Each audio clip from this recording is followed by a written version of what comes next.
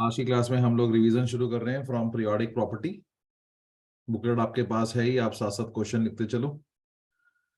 तो पहला क्वेश्चन आ रहा है, right the IUPAC name of. तो आपको बताइए, ये एक नंबर का क्वेश्चन हमेशा एक्सपेक्टेड होता है। वो कोई भी आपको एक एटॉमिक नंबर दे देंगे और आपसे इसका नाम पूछेंगे, तो इसका नाम हो जाएगा नील निल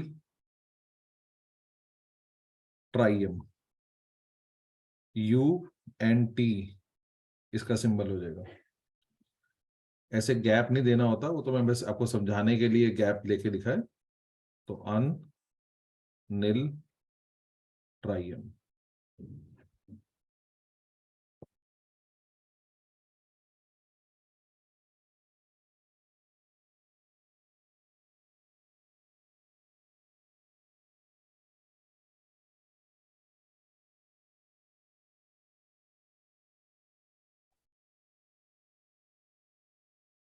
अगला क्वेश्चन है, हमें ये बताना है कि फिफ्थ पीरियड में 18 एलिमेंट क्यों होते हैं। तो मैं आपको एक बार रिवाइज करवा देता हूँ। आप किसी भी बुकलेट के खाली पेज पे एक बार ऑफ वाव की सीक्वेंस लिख सकते हो। School school, public school public school, daily public school daily public school, fantastic daily public school, fantastic daily public school. एक बार ये बनाओ, इसी बुकलेट का कोई खाली पेज, बहुत खाली पेजेस हैं। एक बार ये रिवाइज करवा देते हैं, इससे बड़े कॉन्फ़िगरेशन लिखने की भी प्रैक्टिस आप कर पाओगे। और इस प्रकार के क्वेश्चन में जहां पे ऑफ बाउ सीरीज चाहिए होगी, उसका मसला भी हल हो जाएगा। ये मिनोमिक आपको आता ही है इसका। इसमें आपको सिखाया गया था कि जैसे एस सब शेल है, वो फर्स्ट शेल से शुरू होती है। तो फर्स्ट, सेकेंड, थर्ड, बस आपको नंबर बढ़ाते चले जाना है। Fifth, sixth, seventh and eighth. ऐसे ही जो पी सब शेल है वो पहली बार सेकेंड शेल में आती है। तो 2P, 3P, 4P, 5P, 6P और 7P। इसके बाद जो डी है वो पहली बार थर्ड शेल में आता है। 3D, 4D, 5D और 6D। और एफ पहली बार फोर्थ में आता है। तो 4F एंड 5F।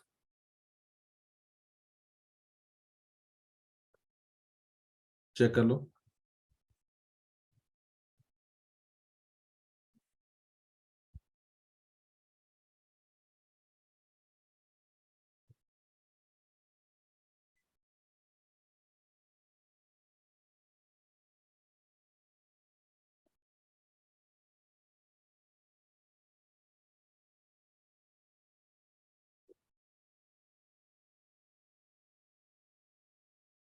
तो इलेक्ट्रॉन भरने का ऑर्डर हो जाएगा। सबसे पहले भरेंगे 1s, फिर 2s, 2p, 3s, 3p, 4s, 3d, 4p, 5s, 4d, 5p, 6s और आखिरी में 4f, 5d, 6p, 7s, 5f, 6d, 7p और 8s। तो कोई भी अगर एटॉमिक नंबर 30 से ज्यादा कॉन्फ़िगरेशन भरने आएगा, तो ये आपको सीरीज बनानी है। इस पे हाथ पक्का होना चाहिए। फाइनल एग्जाम में एक क्वेश्चन तो एक्सपेक्टेड होता ही है बड़े इलेक्ट्रॉनिक कॉन्फ़िगरेशन का। तो इसको नोट कर लो।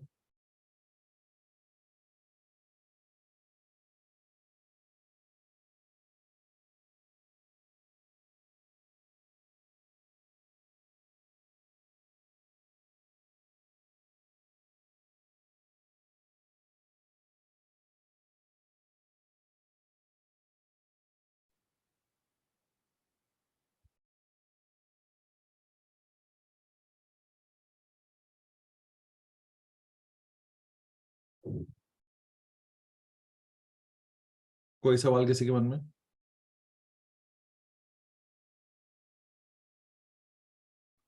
तो क्वेश्चन था, फिफ्थ पीरियड में 18 एलिमेंट्स क्यों आते हैं। तो इसका जवाब है कि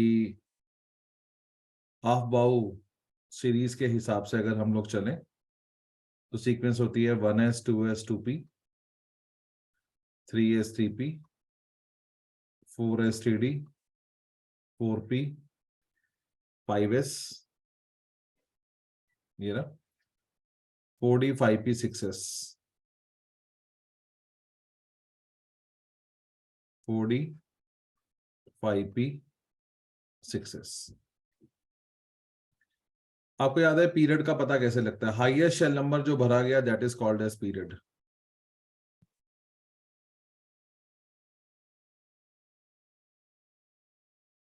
हाईएस्ट शेल नंबर जो कॉन्फ़िगरेशन में भरा भरा जाता है वो पीरियड को रिप्रेजेंट करता है। अब कौन से एलिमेंट फिफ्थ पीरियड से बिलोंग करेंगे?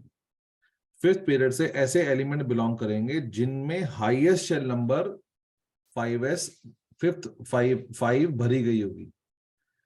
आप मेरे साथ साथ चेक कर सकते हो। मान लो कोई भी इलेक्ट्रॉन, कोई भी एटम में अगर आखिरी इलेक्ट्रॉन 4s में जाता है तो जो हाईएस्ट शेल नंबर भरा होगा वो फोर्थ होगा, तो वो फोर्थ पीरियड का कहलाएगा।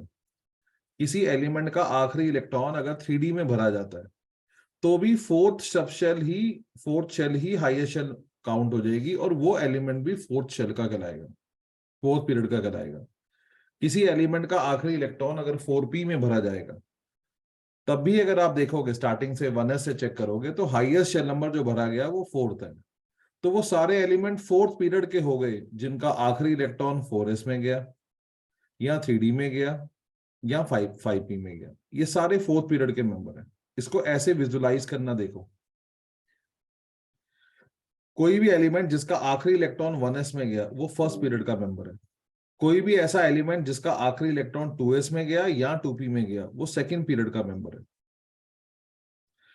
कोई भी ऐसा एलिमेंट जिसका आखिरी इलेक्ट्रॉन 3s में गया या 3p में गया वो थर्ड पीरियड का मेंबर है, क्योंकि इसके बाद फिर 4s में चला जाएगा वो फोर्थ का हो जाएगा।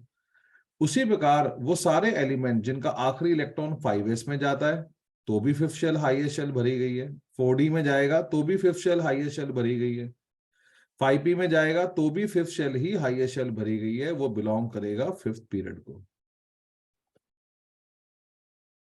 सो ऑल द एलिमेंट्स लिखो इन विच last electron enter in 5s 4d or 4p or 5p belongs to fifth period। तो वो सारे एलिमेंट जिनका आखिरी इलेक्ट्रॉन या तो 4s में 5s में जाएगा या 4d में जाएगा या 5p में जाएगा वो सारे बिलोंग करेंगे फिफ्थ पीरियड को।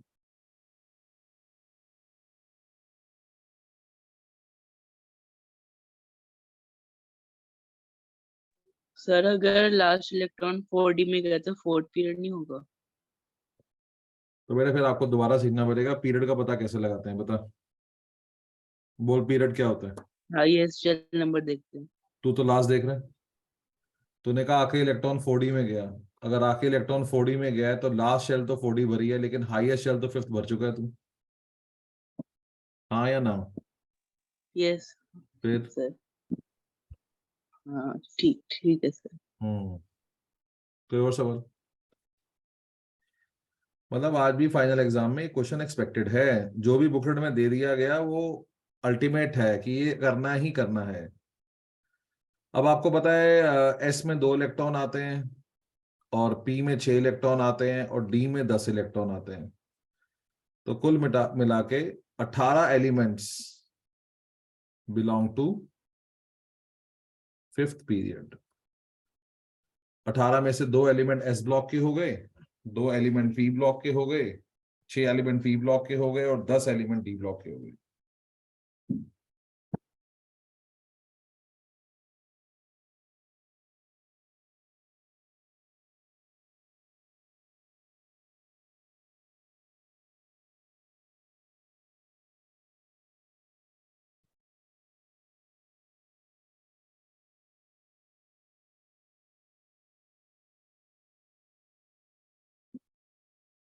नोट करो।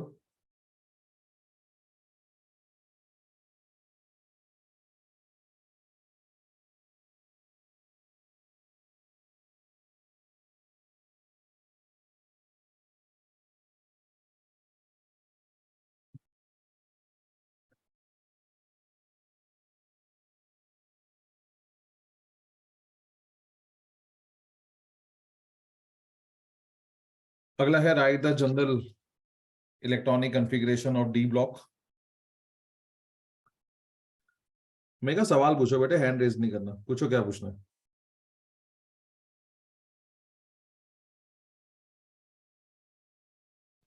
सो write the general electronic configuration of d block. तो आपको याद है डी ब्लॉक का कॉन्फ़िगरेशन होता है n-1 D 1 to 10 ns 1 to 2। तो अगर मैं आपको डी ब्लॉक का पूछ रहा हूं तो automatically S block, P block, F block वो सारे करने हैं आपको। आप बात समझो, हम लोग क्या करते हैं, one question of each type आपके सामने रख रहे हैं, इसके आसपास का ताना माना आपको बुनना है। इस क्वेश्चन को देके मैं आपको ये बता रहा हूं कि जनरल कॉन्फ़िगरेशन 1 नंबर तक का या ऑब्जेक्टिव क्वेश्चन में एक्सपेक्टेड है, तो जो आपको उस पैकेज में लिखवाया है उसको ढंग से याद करो।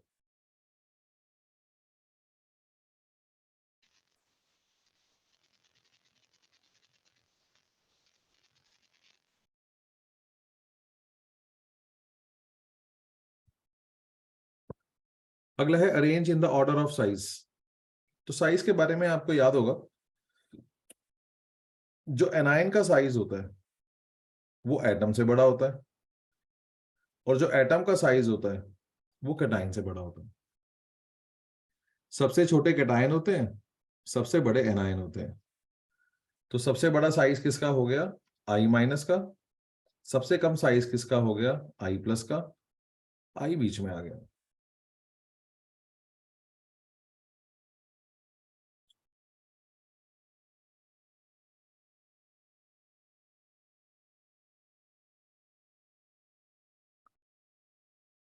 अगला क्वेश्चन आ रहा है, आपको इनका साइज बताना है। तो सबसे पहले आप इनकी लोकेशन सोचो पीरियोडिक टेबल में। लोकेशन क्या होती है, ग्रुप 1 में आता है लिथियम और सोडियम, ग्रुप 2 में आता है बेरिलियम और मैग्नीशियम।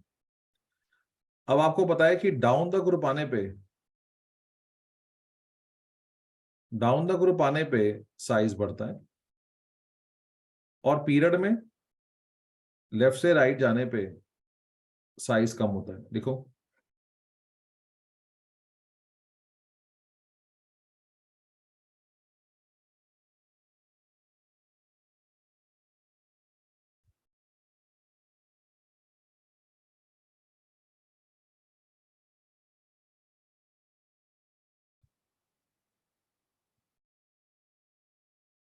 इसका मतलब हो गया नीचे के मेंबर का साइज जो है वो बड़ा होता है।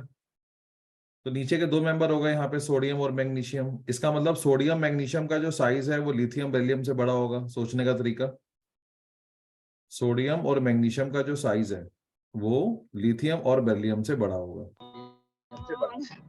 This now we can think of, ये एक सोचने का तरीका है जो आपको दे रहे हैं। इसके बाद फिर आपको पता है कि पीरियड में आगे बढ़ने पे साइज घटता है। इसका मतलब सोडियम का साइज जो है वो मैग्नीशियम से बड़ा होगा, और उसी प्रकार लिथियम का जो साइज है वो बेरिलियम से बड़ा होगा। तो ये ऑर्डर साइज का बन जाएगा।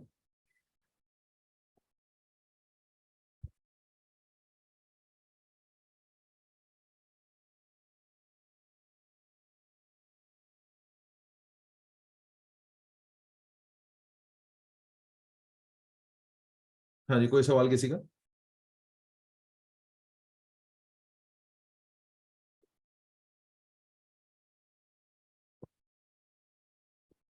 बी पार्ट है, कैटायन का साइज एटम से छोटा क्यों होता है? हाँ जी, किसी को याद है इसका सटीक आंसर क्या है, वन वर्ड? सर क्योंकि जब इलेक्ट्रॉन लॉस होते हैं तो उससे कभी कभार शेल लूज हो जाती है, तो इसके कारण कैटायन सर में कम आ जाता है। ये सटीक जवाब नहीं है। और कोई? सर और higher negative effective charge। Nuclear charge. Nuclear charge increase हो जाता है बस यही लिख कर आना है आपको इसके अंदर। देखो जी, due to higher effective nuclear charge in cation, outer shell electron experience more attraction, which decrease size. Main reason यही रहेगा। कभी कभार इलेक्ट्रॉन लॉस करने पे शेल कम हो जाती है कभी कभार, तो वो एक सेकेंड रीजन के तौर पे आप देकर आ सकते हो, बट नॉर्मली जब फाइनल एग्जाम होते हैं पंच रीजन यही है।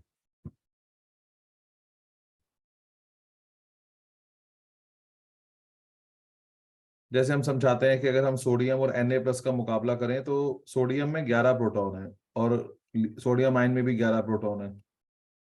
सोडियम में 11 इलेक्ट्रॉन है लेकिन सोडियम आयन में 10 इलेक्ट्रॉन है।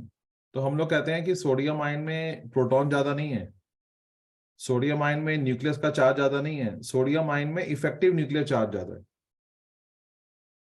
इलेक्ट्रॉन के मुकाबले देखो तो प्रोटॉन बढ़े हुए महसूस होते हैं। ये बढ़े हुए प्रोटॉन बचे हुए इलेक्ट्रॉन पे ज्यादा अट्रैक्शन एक्सपीरियंस डालते हैं, जिससे साइज में गिरावट आती है।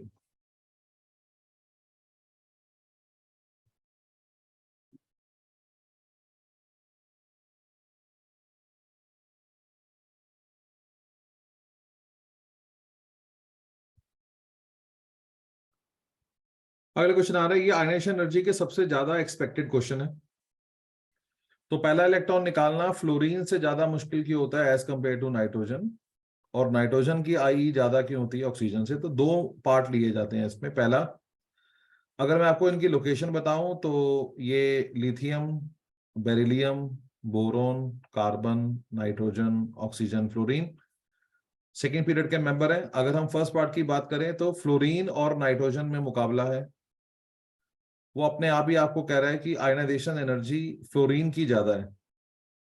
तो फ्लोरीन की आयनाइजेशन एनर्जी क्यों ज्यादा है जी? बोलो रीजन, मेन रीजन बोलो। higher it nuclear has charge. it has Smaller size. half-filled p orbital. गलत जवाब। Due to smaller size of fluorine and higher effective nuclear charge, दोनों पॉइंट दे दो। हायर इफेक्टिव न्यूक्लियर चार्ज,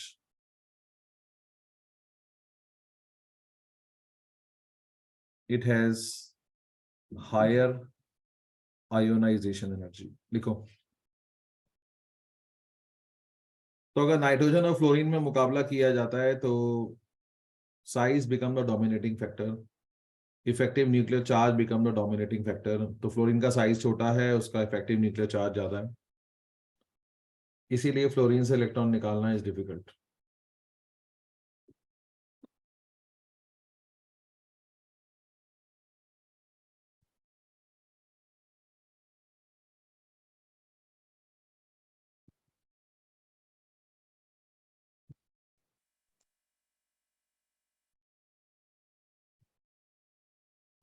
अगर हम बात करते हैं नाइट्रोजन और ऑक्सीजन के, तो I1 वो आपसे बोल ही रहा है कि नाइट्रोजन की ज्यादा है एज कंपेयर टू ऑक्सीजन।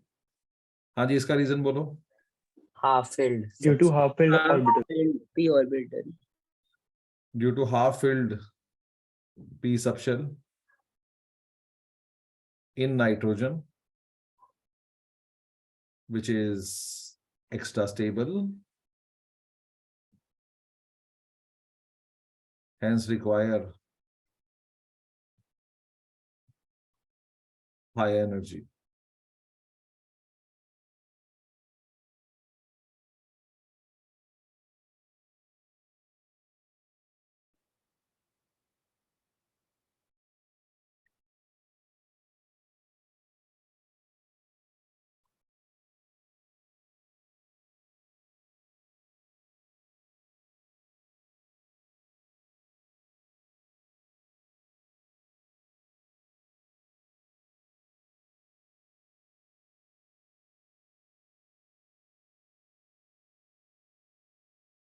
अगला बहुत ही फेमस सवाल है कि बेरिलियम की आयनेशन एनर्जी बोरोन से ज्यादा क्यों होती है, हालांकि साइज छोटा है। तो अगर मैं इनके अगेन लोकेशन बताऊं आपको तो lithium, beryllium, boron, carbon, nitrogen, oxygen, fluorine, ये सारे सेकंड पीरियड के मेंबर हैं। आपको पता है ये एक्सेप्शन केस आता है। बेरिलियम की आयनेशन एनर्जी बोरोन से ज्यादा है, कम होनी चाहिए थी क्योंकि बोरोन का साइज छोटा होता है। तो इसके आपको पता है रीजन है। पहला, फर्स्ट रीजन है higher penetration effect, effect of S,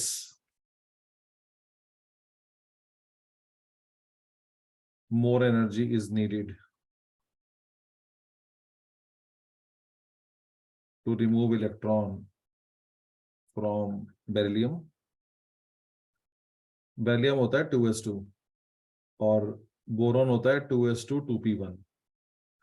beryllium में जो इलेक्ट्रॉन है वो s से निकालना है, बोरॉन में जो इलेक्ट्रॉन है वो p से निकालना है। s से इलेक्ट्रॉन निकालना डिफिकल्ट होता है, s न्यूक्लियस के पास होता है, इसीलिए इनमें ये s से इलेक्ट्रॉन निकालना मुश्किल होने के कारण बेरिलियम की इनिशियल एनर्जी बढ़ती है। और सेकेंड रीजन है पेयर्ड इलेक्ट्रॉन सिस्टम।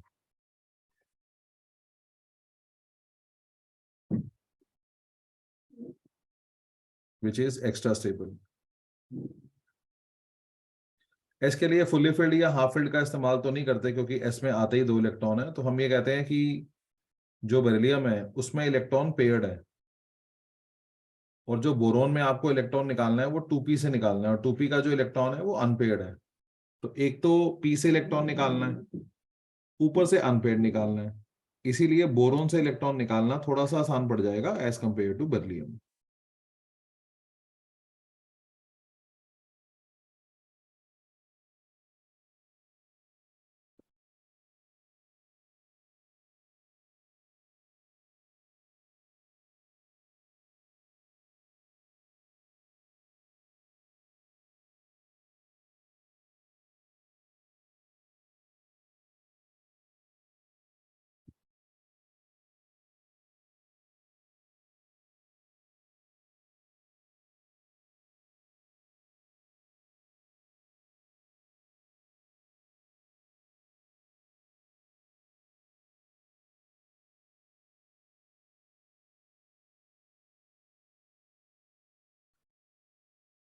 अगला है दूसरा इलेक्ट्रॉन निकालना सोडियम से ज्यादा मुश्किल होता है as compare to magnesium. Why Ie2 sodium की ज्यादा है, इसका मतलब है दूसरा इलेक्ट्रॉन निकालना सोडियम से मुश्किल है। क्यों? तो इसका जवाब है after losing 1 electron sodium become Na+, which has noble gas stable electronic configuration, hence more energy is needed to remove second electron। तो सोडियम होता है 3s1, एक इलेक्ट्रॉन निकाल दोगे बन जाएगा Na+। Na+ का नोबल गैस कॉन्फ़िगरेशन है, एक्स्ट्रा स्टेबल है, यहां से इलेक्ट्रॉन निकालना is going to be very tough. Ie2 हमेशा ज्यादा ही होती है, लेकिन इसकी बहुत ज्यादा होगी क्योंकि जब भी कभी नोबल गैस कॉन्फ़िगरेशन को ब्रेक करके इलेक्ट्रॉन निकाले जाते हैं तो एक्स्ट्रा एनर्जी लगानी पड़ जाती है, इसीलिए सोडियम से दूसरा इलेक्ट्रॉन निकालना डिफिकल्ट है। लिखो और सवाल पूछो।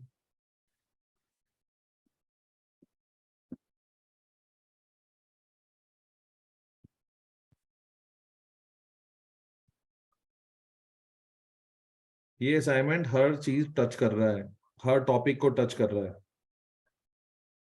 लगातार समझा रहा हूं कि जो भी छुट्टियां मिलेंगी इसको रिवाइज करना ही करना है। एनसीईआरटी क्वेश्चन और ये पैकेज फर्स्ट प्रायोरिटी है। छुट्टियां ज्यादा हैं तो आप मेरी बुकलेट पढ़ो, छुट्टियां कम हैं ये पढ़ लो, एनसीईआरटी क्वेश्चन कर लो, काफी है।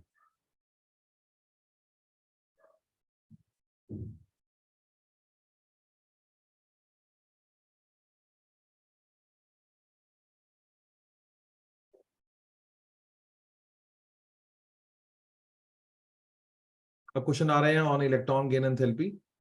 बहुत ही फेमस क्वेश्चन कि फ्लोरीन की इलेक्ट्रॉन गेन एंथैल्पी क्लोरीन से कम क्यों है? Because normally electron gain enthalpy क्या होती है, जब भी कोई एटम इलेक्ट्रॉन गेन करता है तो उस दौरान हीट लॉस होती है। अक्सर ये एक्सपेक्ट करते हैं कि छोटे एटम की इलेक्ट्रॉन गेन एंथैल्पी ज्यादा नेगेटिव होगी, लेकिन आपको पता है फ्लोरीन और क्लोरीन में एक्सेप्शन है। तो इसका रीजन है due to exceptionally small size of fluorine, incoming electron, जो इलेक्ट्रॉन ऐड होने आ रहा है, incoming electron experience high repulsion from dense electronic cloud of fluorine resulting in decrease in net attraction, जिससे attraction जितनी पड़नी चाहिए उससे कम पड़ेगी, hence less heat is lost.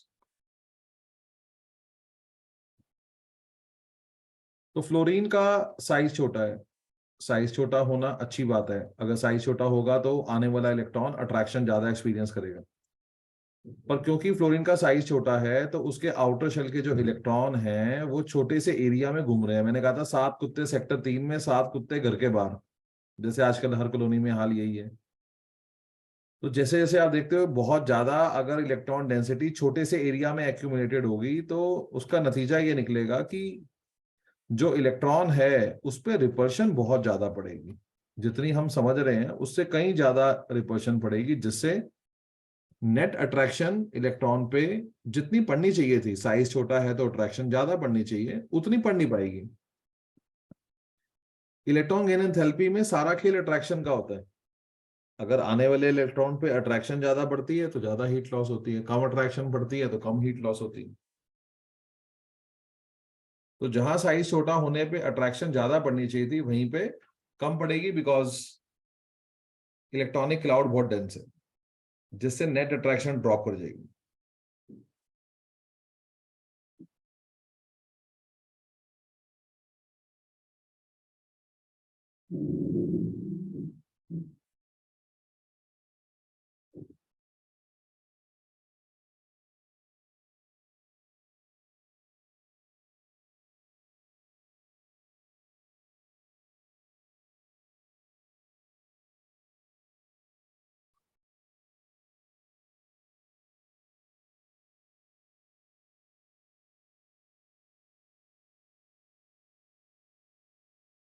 Neon की इलेक्ट्रॉन गेन एंथैल्पी पॉजिटिव क्यों है, बताओ जी। नोबल गैस से तो इलेक्ट्रॉन ऐड करना noble gas electronic energy configuration. देनी पड़ेगी। इलेक्ट्रॉन गेन एंथैल्पी अगर पॉजिटिव होती है इसका मतलब यह है कि इलेक्ट्रॉन आसानी से ऐड नहीं हो पा रहा। पॉजिटिव वैल्यू दिखाती है कि इलेक्ट्रॉन की एडिशन नॉन स्पॉन्टेनियस है, उसकी वजह है कि नियॉन का नोबल गैस कॉन्फ़िगरेशन है। तो due to stable noble gas electronic configuration of neon, addition of electron is non-spontaneous, hence energy is absorbed during addition of electron.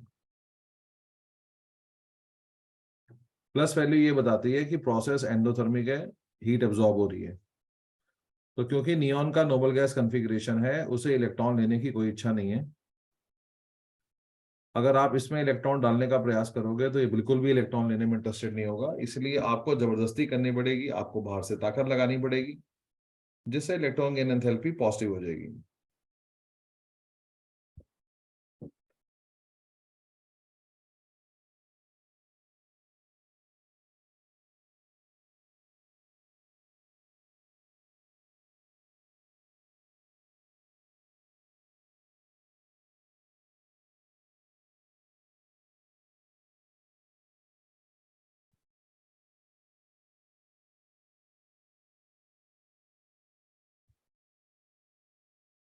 Oxygen में जब हम दूसरा इलेक्ट्रॉन डालते हैं, जब O माइनस में हम इलेक्ट्रॉन डालते हैं तो इसकी भी इलेक्ट्रॉन गेन एंथैल्पी पॉजिटिव होती है। उसकी वजह है क्योंकि O पे चार्ज नेगेटिव है, इलेक्ट्रॉन पे भी चार्ज नेगेटिव है, like charges repel each other. तो रीजन हो गया due to repulsion between O minus and electron, addition of electron become non spontaneous. Non spontaneous का मतलब है ये अपने आप नहीं होने वाला, hence high energy is required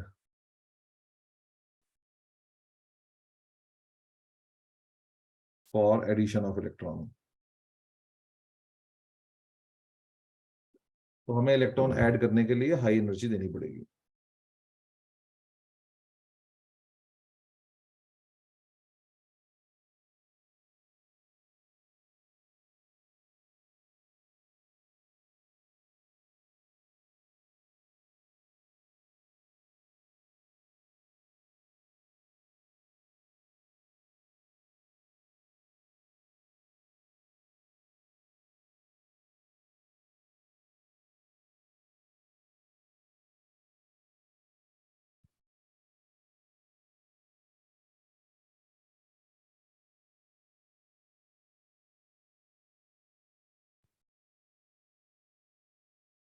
अगला क्वेश्चन है what is diagonal relationship and give example. बहुत फेमस क्वेश्चन है ये भी।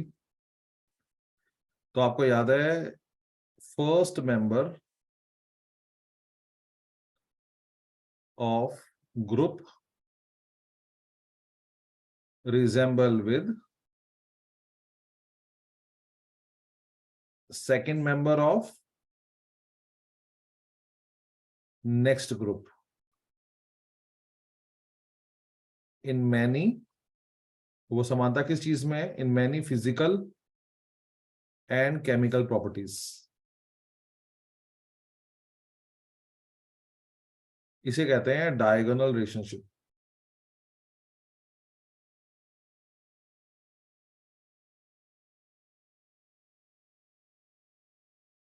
किसी भी ग्रुप का पहला मेंबर अगले ग्रुप के दूसरे मेंबर से मेल खाता है in many physical and chemical property. This समानता is called diagonal relationship. Classic case lithium and magnesium.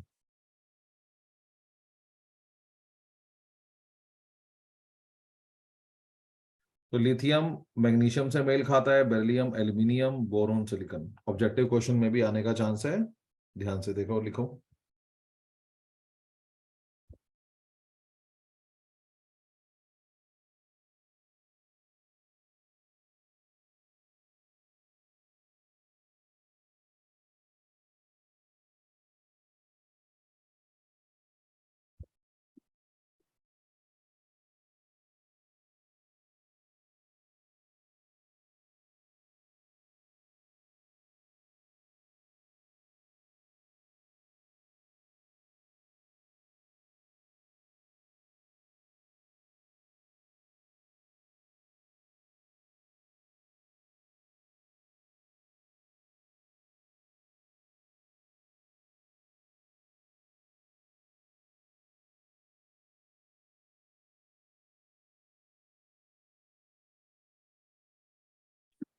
अगला आ रहा है आपको ऑक्सीडेशन में निकालना है। और याद करो जब आपने ये पहली बार क्वेश्चन किया था तब आपको रेडॉक्स की कोई समझ नहीं थी, अब आपको रेडॉक्स आता है। इसने एल्यूमिनियम का ऑक्सीडेशन नंबर पूछा है और बिना निकाले बताओ क्या आंसर आना चाहिए। +3 +3 तो आपको पता है कि एल्यूमिनियम फिक्स कैटेगरी में आता है। एल्यूमिनियम कोई भी कंपाउंड बनाएगा, किसी के साथ भी बनाएगा, आंसर +3 आएगा। फिर भी जैसे रेडॉक्स में निकालते हैं वैसे देखो, एल्यूमिनियम का ऑक्सीडेशन नंबर है X, क्लोरीन का होता है -1, पानी पे कोई चार्ज नहीं होता, and sum total of all the oxidation number is equal to the charge, जो यहाँ पे 2 है। आंसर +3 आ जाएगा। तो ये है ऑक्सीडेशन नंबर। और जहां तक कोवैलेंसी का सवाल है, कोवैलेंसी का मतलब होता है कि कोवैलेंट बॉन्ड कितने बना रहा है, number of covalent bonds form by aluminium. तो आप देख सकते हो एल्यूमिनियम यहाँ पे 6 लोगों के साथ जुड़ा हुआ है, तो एल्यूमिनियम 6 बॉन्ड बना रहा है, इसकी कोवैलेंसी 6 है। ये इसका डायग्राम है। एक क्लोरीन है और 5 पानी है जिसके साथ एल्यूमिनियम जुड़ा हुआ है। ये कोवैलेंट कंपाउंड है।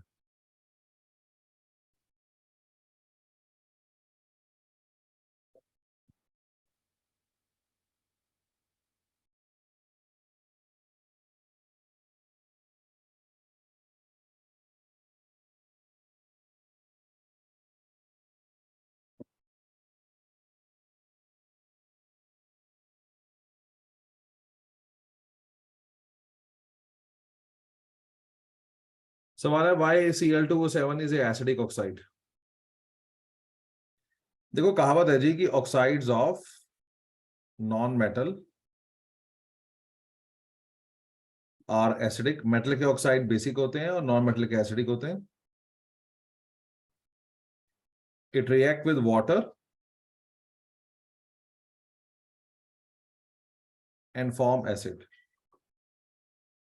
तो ये एसिडिक ऑक्साइड इसलिए है क्योंकि ये पानी के साथ रिएक्ट करके एसिड फॉर्म करता है. जितने ऑक्साइड एसिडिक होते हैं पानी के साथ रिएक्ट करके वो एसिड फॉर्म करते हैं, जितने भी ऑक्साइड बेसिक होते हैं वो पानी के साथ रिएक्ट करके बेस फॉर्म करते हैं.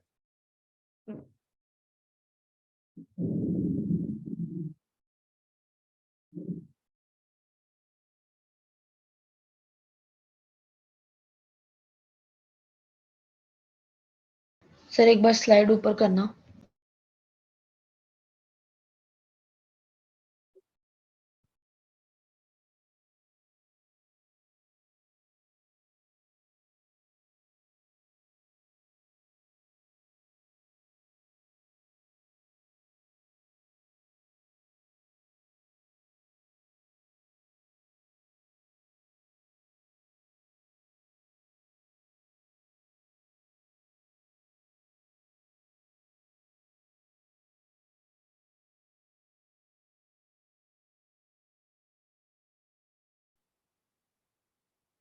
हाँ जी, कोई सवाल किसी का?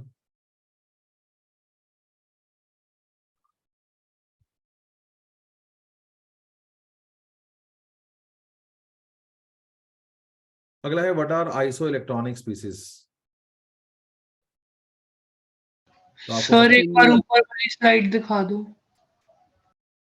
स्पीसीज हैविंग, दिखाता हूँ. Species having equal number of electrons. पहले ये लिख लो.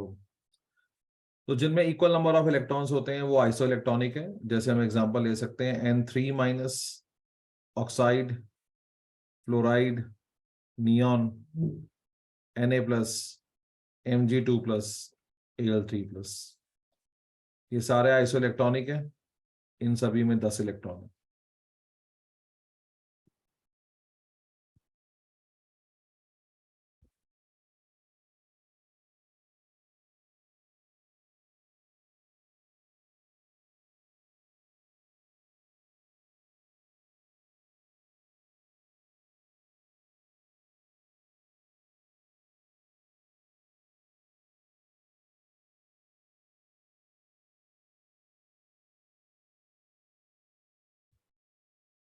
क्या रह गया स्लाइड में, क्या देखना है? Sir C part. लिखो.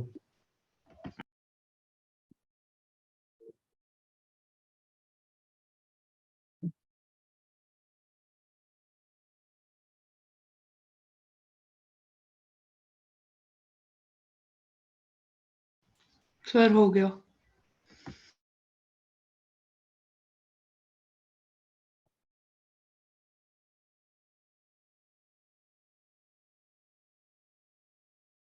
बहुत ही फेमस क्वेश्चन आ रहा है, गैलियम की आयनाइजेशन एनर्जी इंडियम से ज्यादा क्यों होती है? पहली बात तो नहीं होनी चाहिए थी.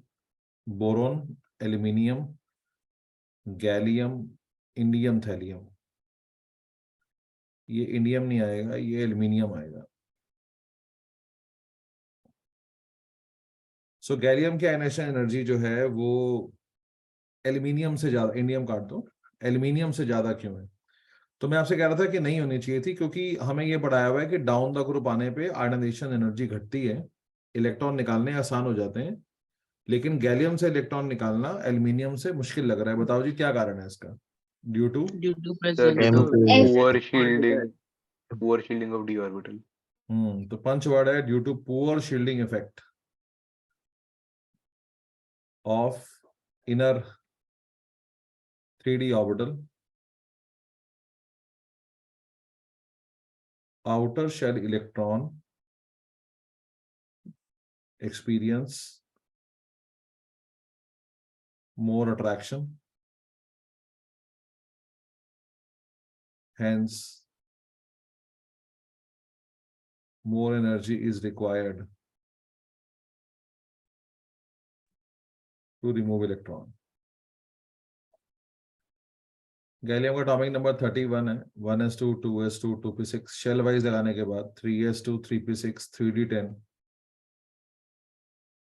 4s2 4p1. ये इसका कॉन्फ़िगरेशन है। प्रॉब्लम यहाँ पे है कि इसके डी में 10 इलेक्ट्रॉन भरे हुए हैं, और ये 10 इलेक्ट्रॉन आपको पता है डी के जो इलेक्ट्रॉन होते हैं वो बाहर के इलेक्ट्रॉन को न्यूक्लियस की अट्रैक्शन से छुपा नहीं पाते। तो बाहर के इलेक्ट्रॉन पे जितनी अट्रैक्शन पड़नी चाहिए, आउटर शेल इलेक्ट्रॉन पे जितनी अट्रैक्शन पड़नी चाहिए उससे ज्यादा अट्रैक्शन पड़ती है,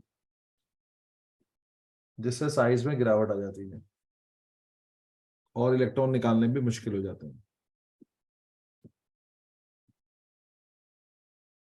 तो एल्यूमिनियम का साइज छोटा है, गैलियम का साइज बड़ा है, फिर भी गैलियम से इलेक्ट्रॉन निकालना मुश्किल हो रहा है क्योंकि 31 में से 10 इलेक्ट्रॉन धोखा दे गए हैं, they are not shielding properly. उसका इम्पैक्ट आएगा, बाहर के इलेक्ट्रॉन पे जितनी अट्रैक्शन पड़नी चाहिए उससे ज्यादा पड़ेगी।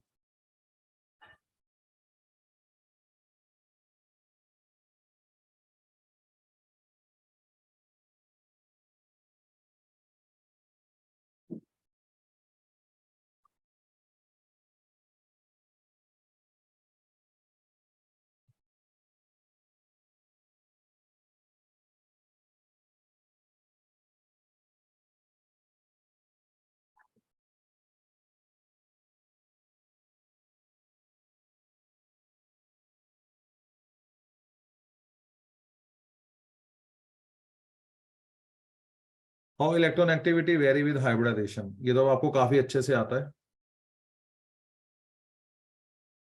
तो हम लोग कहते हैं electronegativity is proportional to s character.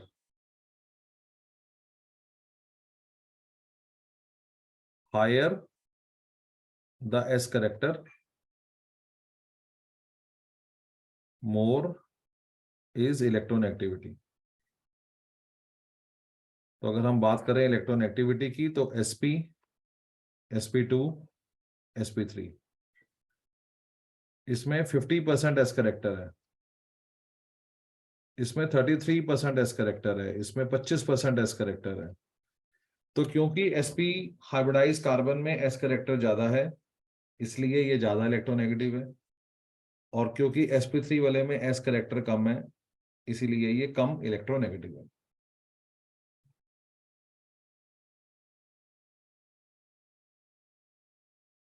देखो ऐसा हो सकता है कि अभी मॉर्निंग में भी एक्स्ट्रा क्लासेस लग रही हैं, थोड़ा सा क्लासेस की ड्यूरेशन भी ज़्यादा लग रही है, अभी रात को भी क्लास ले ली, हो सकता है कल रात भी ले लूँ, but this is how crash courses are done.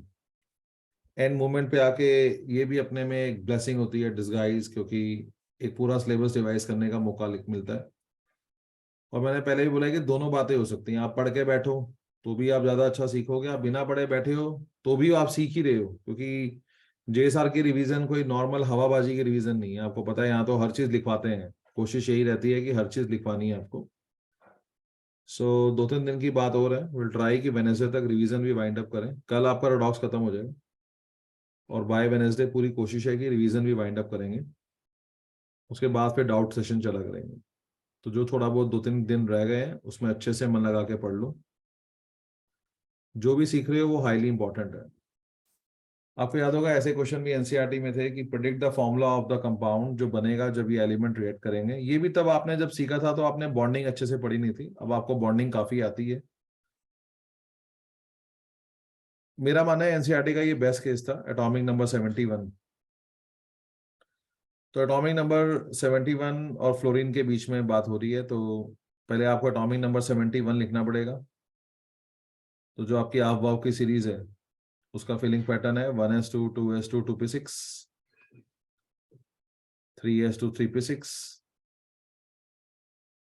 3d10 4p6 5s2 5s के बाद कौन भरा जाता है 4d 5p 6s 4d 5p 6s and then भरा जाता है 4f।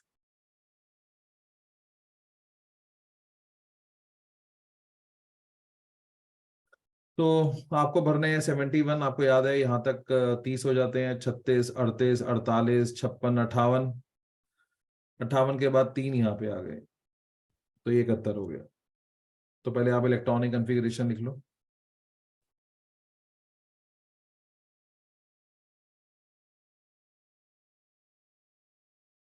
सॉरी ये 61 हो गया, आई एम सॉरी, आपको भरने हैं 71, तो यहाँ तक 58 हो गए थे, तो ये 13 हो गया।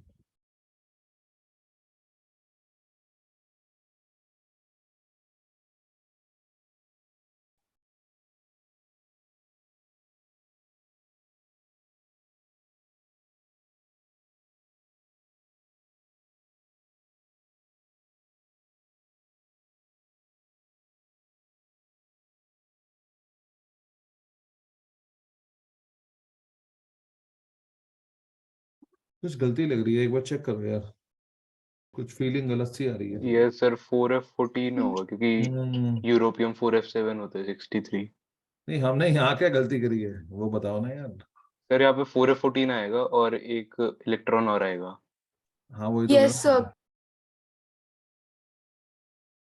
5D1, हाँ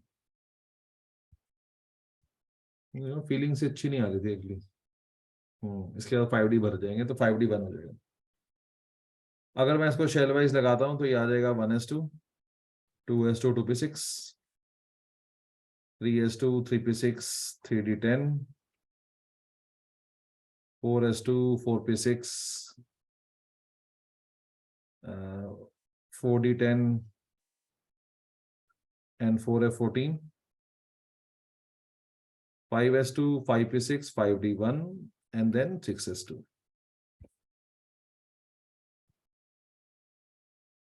आपको याद है लेंथेनाइट सीरीज आपको सिखाई थी, उसका पहला मेंबर होता है सीरियम और लास्ट मेंबर होता है ल्यूटिटियम। तो ये जो आप लिख रहे हो कॉन्फ़िगरेशन, ये ल्यूटिटियम का है। अब आपको ल्यूटिटियम की कॉमन वैलेंसी जज करनी है। तो ल्यूटिटियम को कितने इलेक्ट्रॉन लॉस करने चाहिए ताकि लॉस करने पे एक स्टेबल कॉन्फ़िगरेशन बना रहे। तो देखो ये 2 इलेक्ट्रॉन लॉस करेगा तो 5d1 आ जाएगा, जो कि बिल्कुल ही अनस्टेबल माना जाता है। तो अगर हम चाहते हैं कि एक स्टेबल कॉन्फ़िगरेशन आखिरी में छूटे, जो कि आपको पता है नोबल गैस कॉन्फ़िगरेशन होता है 5s2 5p6, तो ये 3 इलेक्ट्रॉन यहां से निकलने चाहिए। तो लिथियम जो ल्यूटिटियम है उसकी जो कॉमन वैलेंसी है वो +3 है। तभी मैं कह रहा हूँ ये नंबर 1 केस है। एनसीईआरटी के बाकी केसेस बड़े आराम से निकल जाते हैं। इसमें आप आबवाव सीरीज का फॉलो भी कर सकते हो, और मैंने आपको यूरोपियम का हमेशा से एग्जांपल लेके समझाया है कि यूरोपियम एक मिडिल केस है, atomic number 63, 4f7 5s2, 4f7 6s2। इसको भी आप बेस बना सकते थे कि 63 ये है, आपको 71 भरना है, तो 7 इलेक्ट्रॉन और आ जाएंगे और उसके बाद एक इलेक्ट्रॉन आखिरी में 5d में आ जाएगा। तो उससे भी आप कर सकते हो, बट फिलहाल मैंने पूरा कॉन्फ़िगरेशन लिख दिया ताकि किसी बच्चे को कंफ्यूजन ना रहे। तो अपना टाइम लगाओ, आराम से देखो, बाकी केस तो आराम से हो ही जाते हैं। यही वो केस है जहां पे थोड़ा डिस्कशन रिक्वायर्ड है, इसलिए फिर से रिवीजन करा रहा हूँ इसकी। तो ल्यूटिटियम की वैलेंसी है +3, और आपको पता है फ्लोरीन की जो वैलेंसी है, ऑक्सीडेशन नंबर आपको बताइए -1 होता है। चार्ज को क्रॉस मल्टीप्लाई करेंगे, फॉर्मूला बन जाएगा LuF3।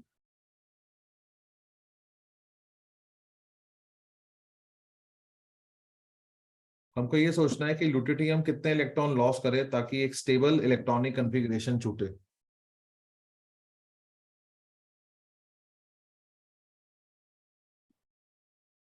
सर हम्म सर इसमें लास्ट इलेक्ट्रॉन डी ब्लॉक में भरा है, तो इसमें हम उसका ग्रुप नंबर निकाल सकते हैं ना, डी और एस में जो जितने इलेक्ट्रॉन्स भरे हैं। गलत। आपको इसकी कहानी बताई हुई है। आपको बताया हुआ है कि कोई भी जो एफ ब्लॉक का एलिमेंट होता है, ल्यूटिटियम एफ ब्लॉक का लास्ट मेंबर है। सभी एफ ब्लॉक के एलिमेंट ग्रुप 3 से आते हैं। वो हम एफ ब्लॉक की नॉलेज से करते हैं, इस नॉलेज से नहीं करते। आपको याद होना चाहिए सीरियम से ल्यूटिटियम इज एफ ब्लॉक, ये डी ब्लॉक का मेंबर नहीं है। इस पे काफी लंबी बात हुई थी। ये एक्सेप्शनल केसेस हैं, एफ ब्लॉक की पोजीशन बहुत ज्यादा डुबियस है। इसमें याद ये करना होता है सभी एफ ब्लॉक के एलिमेंट ग्रुप 3 से बिलोंग करते हैं, उसके लिए हमें कॉन्फ़िगरेशन नहीं देखने।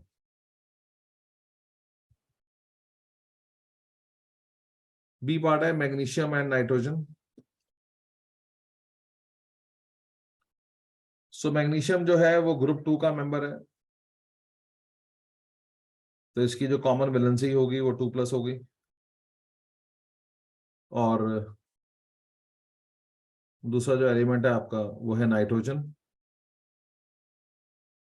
नाइट्रोजन जो है वो ग्रुप 15 का मेंबर है, तो उसके आउटर शेल में 5 इलेक्ट्रॉन है, तो ऑब्वियसली वो उसकी कॉमन वैलेंसी -3 होगी, बिकॉज 3 इलेक्ट्रॉन लेगा वो नोबल गैस बनने के लिए, and then you can multiply the charge. तो बेसिकली वैलेंसी सोचनी होती है, टॉपिक वैलेंसी का था एनसीईआरटी में, और क्रॉस मल्टीप्लाई करके यू कैन जज द फॉर्मूला।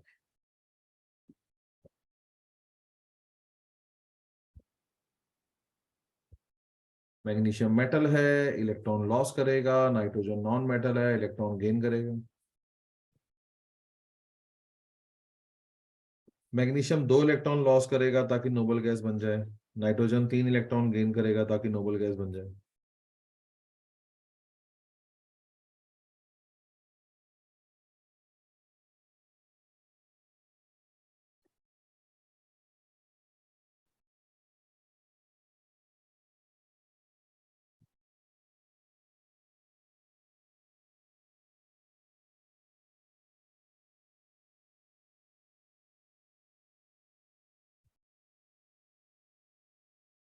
अगला आ रहा है identify the group, period and block, classify as representative element, transition element, inner transition element and noble gases.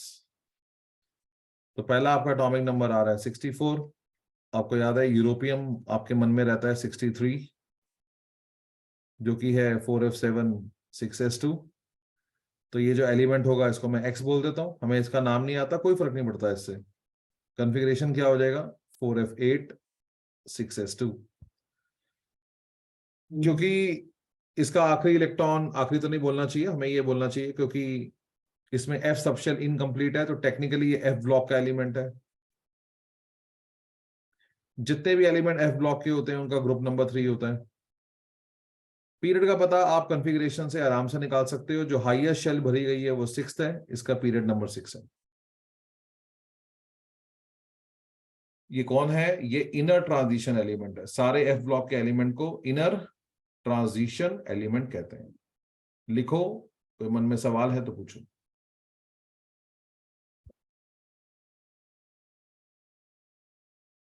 तभी यूरोपियम की नॉलेज बहुत हेल्पफुल रहती है क्वेश्चन सॉल्व करने में। मिडल मेंबर है तो बड़े आसानी से इसके आगे और पीछे के एलिमेंट हम जज कर लेते हैं कॉन्फ़िगरेशन, तो क्वेश्चन आराम से निकल जाते हैं।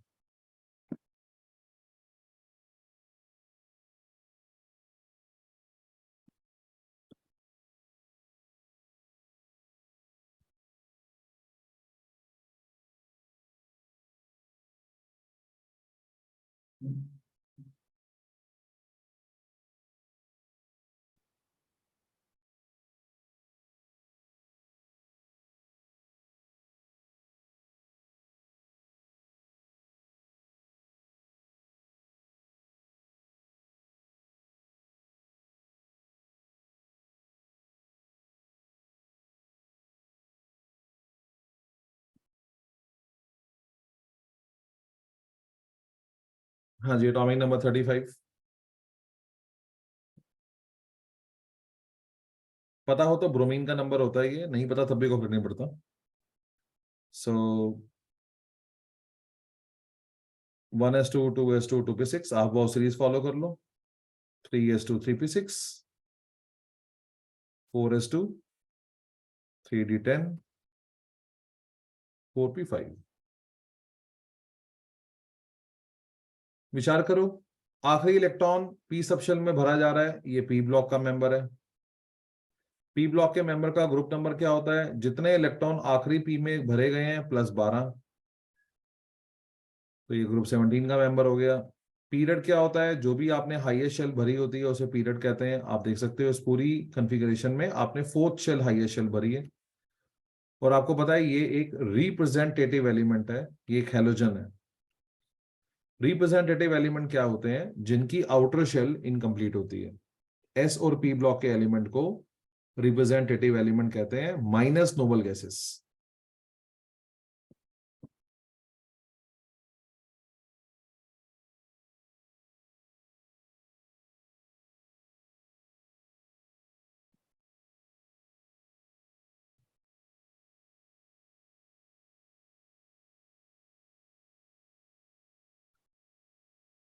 कोई सवाल मन में है तो पूछ लो।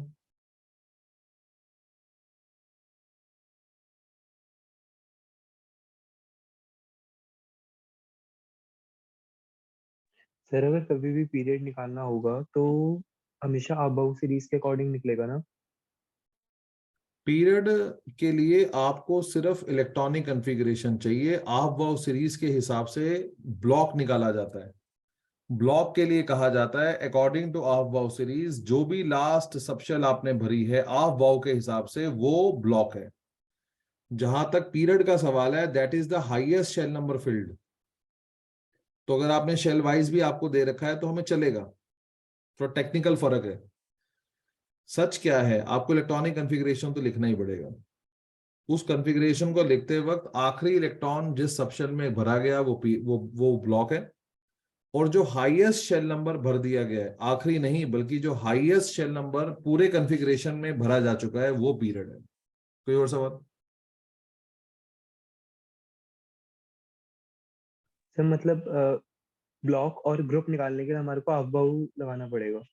वो मतलब कॉन्फ़िगरेशन निकालना पड़ेगा, बिना कॉन्फ़िगरेशन के कैसे निकालोगे? Okay sir. Atomic number 21 scandium का होता है, तो कॉन्फ़िगरेशन हो गया 1s2 2s2 2p6 3s2 3p6 4s2 3d1। 21वां electron D में जा रहा है, सो ये डी ब्लॉक का मेंबर है। डी ब्लॉक में ग्रुप का पता कैसे लगाते हैं? आखिरी डी और आखिरी एस में जितने इलेक्ट्रॉन गए हैं उनको ऐड कर देते हैं। सो ब्लॉक हो गया डी, ग्रुप हो गया थर्ड। पीरियड का पता कैसे लगाते हैं? जो भी हाईएस्ट शेल नंबर भर दिया गया है वो पीरियड है। हाईएस्ट शेल नंबर फोर्थ भरा गया है तो फोर्थ पीरियड है। डी ब्लॉक के एलिमेंट को ट्रांजिशन एलिमेंट्स कहते हैं।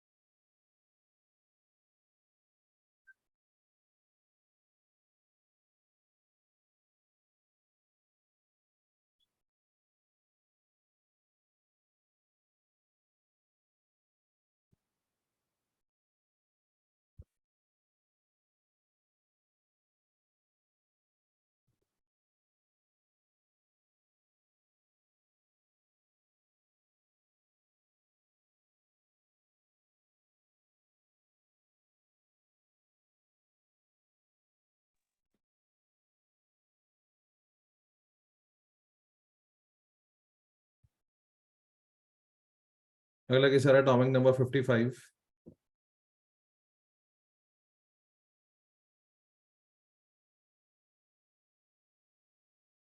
तो पहले आपको हाफ वाव सीरीज लगानी पड़ेगी 55 के लिए। 1s2 2s2 2p6 3s2 3p6 4s2 3d10 4p6 5s2 5s के बाद भरा जाता है 4d 5p6s।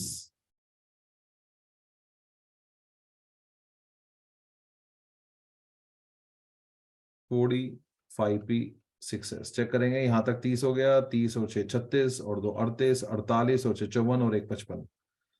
आखिरी इलेक्ट्रॉन एस में भरा गया तो ये एस ब्लॉक का मेंबर है।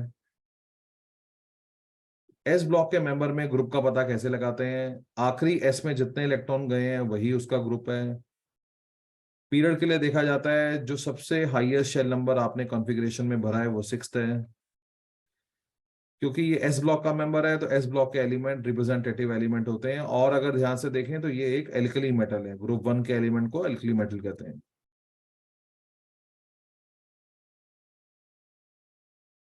सभी डी ब्लॉक के मेंबर ट्रांजिशन एलिमेंट हैं। एफ ब्लॉक के मेंबर इनर ट्रांजिशन एलिमेंट हैं। एस और पी ब्लॉक के मेंबर रिप्रेजेंटेटिव एलिमेंट है minus noble gases. Noble gases representative element में काउंट नहीं होती, उसको सिर्फ नोबल गैसेस कहा जाता है।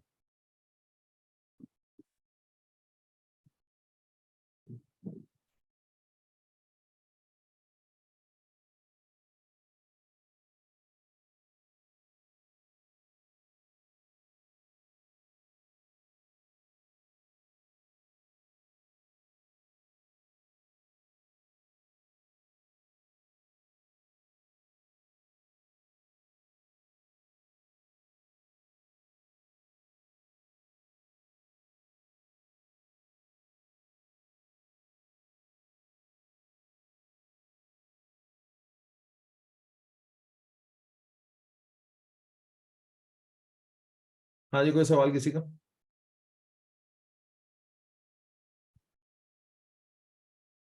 बहुत ही फेमस क्वेश्चन आ रहा है जी, वेरी वेरी इंपॉर्टेंट। आपको टेबल दे दी है कई सारे एलिमेंट का आयनाइजेशन एनर्जी फर्स्ट, सेकंड और इलेक्ट्रॉन गेन एंथैल्पी दे रखी है। आपसे बोला है आइडेंटिफाई नोबल गैसेस। तो आपको पता है कि एक पूरा काम करने का तरीका होता है। तो नोबल गैस की पहचान क्या है? बोलो जी। Noble gases are identified as,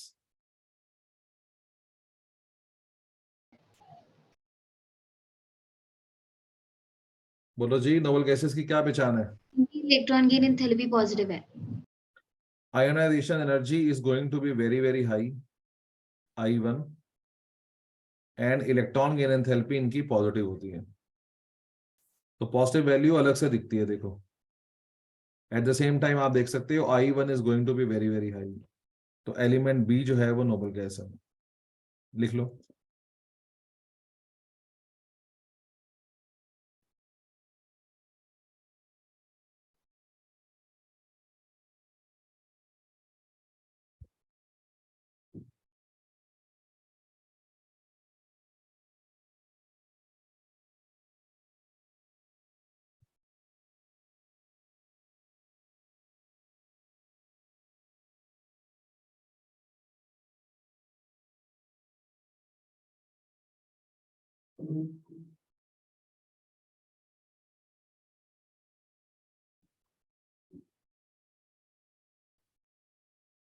हाँ जी, identify the element which form halide MX2। आपको पता है MX2 का मतलब एल्कलाइन अर्थ मेटल, जैसे मैग्नीशियम। तो एल्कलाइन अर्थ मेटल की पहचान कैसी है? Alkaline earth metal are identified as, बोलो जी क्या पहचान होती है इनकी? सर इनकी फर्स्ट आयनाइजेशन एंथैल्पी लो होती है और सेकंड रिलेटिवली लो होती है। रिलेटिवली ज्यादा होती है। सो I1 कम होनी चाहिए और I2 बहुत ज्यादा नहीं होनी चाहिए। I2 हमेशा ज्यादा होती है, इसमें कोई विवाद नहीं है, लेकिन बहुत ज्यादा नहीं होनी चाहिए। तो I1 कम हो और I2 बहुत ज्यादा ना हो। I1 300 है लेकिन I2 5000 है, बहुत ज्यादा है। I1 600 है, I2 1400 है, गुड है। I1 500 है, I2 5500 है। सो ऑब्वियसली एलिमेंट सी सही बैठ रहा है। I1 कम हो और I2 बहुत ज्यादा ना हो। तो जो आपका एलिमेंट सी है वो बेसिकली एल्कलाइन अर्थ मेटल है। और एल्कलाइन अर्थ मेटल क्योंकि 2 इलेक्ट्रॉन लॉस करते हैं, इसीलिए वो डाई हैलाइड बनाते हैं। MgCl2, BeCl2, CaCl2 die halide form करते हैं।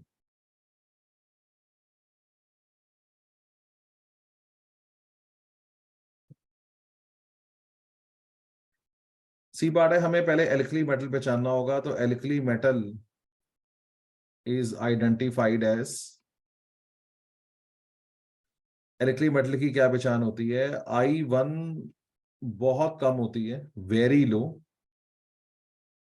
और I2 is going to be very very high, क्योंकि एल्कली मेटल में एक इलेक्ट्रॉन लॉस कर देने के बाद नोबल गैस कॉन्फ़िगरेशन अचीव हो जाता है, जिसमें से इलेक्ट्रॉन निकालना बहुत मुश्किल होता है। तो जहां पे एल्कलाइन अर्थ मेटल में ग्रुप 2 के एलिमेंट्स में 2 इलेक्ट्रॉन कंफर्टेबली लॉस करने होते हैं, इसलिए I1 I2 दोनों ही बहुत कम होने चाहिए। वहीं पे एल्कली मेटल सिर्फ एक ही इलेक्ट्रॉन लॉस करेगा और उसके बाद वो नोबल गैस कॉन्फ़िगरेशन अचीव कर लेगा, जिसका मतलब उसकी I2 is going to be blastingly high, 10 गुना, 5 गुना, 8 गुना ऐसे वैल्यू हो जाती है। तो आप देख सकते हो कि आपका जो एलिमेंट ए है और एलिमेंट डी है, इनकी पहली आयनेशन एनर्जी कम है, और दूसरी आप देखो इसमें ये लगभग 15 गुना वैल्यू बढ़ गई है। इसमें अगर आप देखो तो ये 11 गुना वैल्यू बढ़ गई है। तो I2 में ह्यूज जंप देखने को मिलेगा। तो ए और डी दोनों एल्कली मेटल है।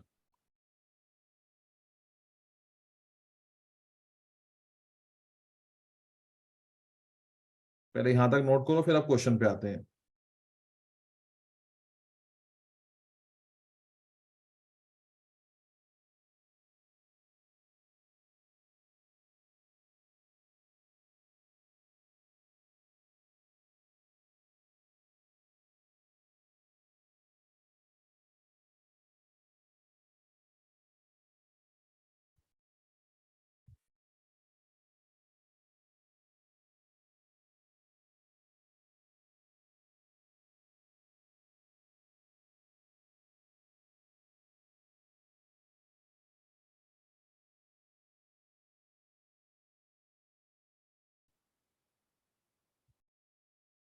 क्वेश्चन में कहा गया था identify the alkali metal which form halide which is more covalent which has more covalent character. तो केमिकल बॉन्डिंग का कॉन्सेप्ट लगता है फजांस।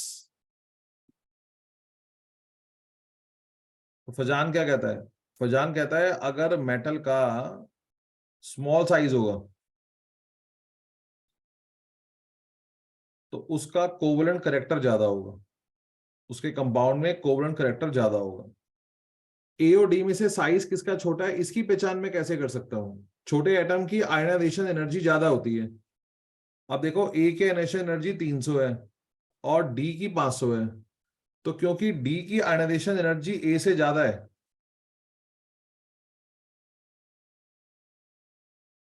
क्योंकि डी की आयनाइजेशन एनर्जी ए से ज्यादा है, इसका मतलब ये हो गया जो साइज है वो ए का बड़ा होगा और डी का साइज कम होगा। इसका स्मॉल साइज है, इसका मतलब इसका जो कंपाउंड होगा उसमें हाई कोवलेंट कैरेक्टर होगा।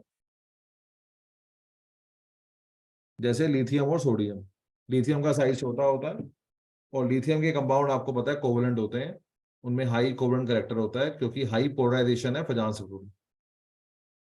तो रिवीजन के लिए ये रिवाइज करके जाना बहुत जरूरी है, स्पेशली ये क्वेश्चन स्कूलों में आने के चांसेस ज्यादा होते हैं, क्योंकि अगर वो ये वाला पार्ट आपको देते हैं तो ना सिर्फ पीरियोडिक प्रॉपर्टी का कॉन्सेप्ट यूज होता है बल्कि केमिकल बॉन्डिंग का भी कॉन्सेप्ट यूज होता है।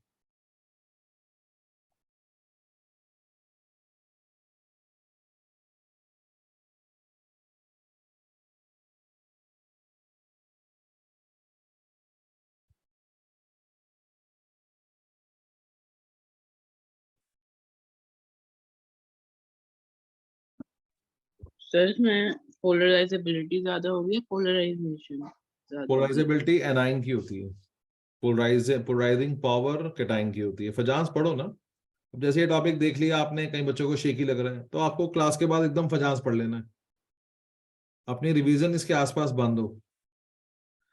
लास्ट क्वेश्चन है आज के लिए, which quantum number decide period and block? बताओ जी।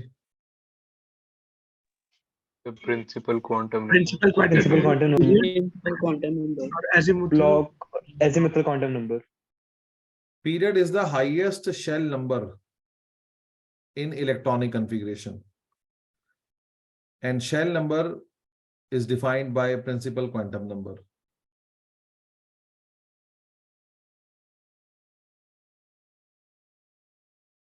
Block is the last subshell filled in electronic configuration and subshell को define करता है azimuthal quantum number.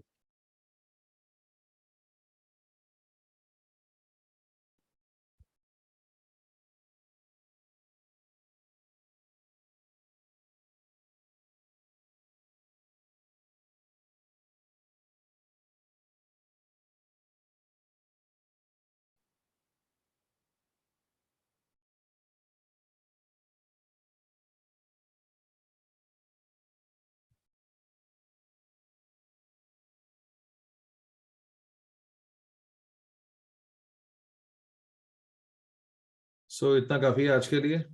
अब